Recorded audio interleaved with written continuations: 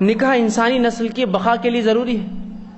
انسانی نسل آگے کیسے چلیں گی جب نکاح نہیں ہوگا؟ اور دوسرا، قیامت کے روز نبی اکرم صلی اللہ علیہ وسلم کے فخر کا باعث بھی ہوگا. یہ آئیے حدیث میں الفاظ ہے، ایک شخص اللہ کے رسول صلی اللہ علیہ وسلم کے پاس آیا، یہ سنن ابو داؤد کی روایت ہے، اور کہا اللہ کے رسول میں فلاں لڑکی سے نکاح کرنا چاہتا ہوں جو بڑی خوبصورت ہے، بڑا زبردست حسب نسب ہے.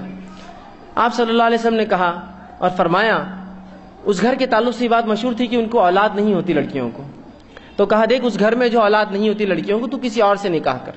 کہا نہیں میں جو ہے اسی سے نکاح کرنا چاہتا. دوسری بار آیا، کہا تو کسی اور سے نکاح کر لے، وہ زیادہ بہتر ہے. پھر وہ تیسری بار آیا، کہا نہیں اللہ کے رسول میں اس سے نکاح کرنا چاہتا ہوں. آپ صلی اللہ علیہ وسلم نے تیسری بار ہی منع فرمایا اور کہا، آپ صلی اللہ علیہ وسلم نے ارشاد فرمایا محبت کرنے والی اور زیادہ بچے پیدا کرنے والی عورتوں سے نکاح کرو.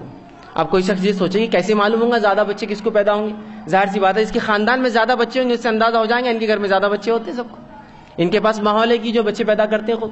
تو زیادہ محبت کرنے والی، زیادہ بچے پیدا کرنے والی عورتوں سے جو ہے تم نکاح کرو، کیونکہ تمہاری کثرت سے روز قیامت جو اللہ کے رسول فرماتے ہیں میں دوسری امتوں پر فخر کروں گا. تمہاری تعداد کی کثرت، تم جو زیادہ آؤ گے اس دن قیامت کے روز میں دوسری امتوں پر، دوسرے نبیوں پر فخر کروں گا اپنی امت کے معاملے میں. تو نکاح کرنے سے کئی فائدے ہیں. شرمگاہ کی حفاظت ہوتی ہے، اللہ انسان کی مدد کرتا ہے، انسان زنا سے محفوظ ہو جاتا ہے، اس کا دین آدھا مکمل ہو جاتا ہے. اسی طرح جو ہے انسانی نسل بھی چلتی ہے، اور یہ فائدہ رسول اکرم صلی اللہ علیہ وسلم کی فخر کا باعث بنتا ہے جو نکاح کرتا ہے اور اولادیں پیدا کرتا ہے. اللہ کے رسول نے کہا کہ میں فخر کروں گا. یہ الگ بات ہے اور یہ اس امت کا المیہ ہے کہ لوگوں نے فیملی پلاننگ کے نام پہ بولیے یا دیگر اور منصوبہ بندیوں کے نام پر بولیے، امت مسلمہ کو وہ جو ہے چیز وہ سمجھ دے دی کہ کہا دیکھو زیادہ بچے پیدا ہوں گے تو تم پڑھا نہیں سکتے ہو، لکھا نہیں سکتے ہو، سمجھا نہیں سکتے ہو، تربیت نہیں کر سکتے ہو. کس نے کہا؟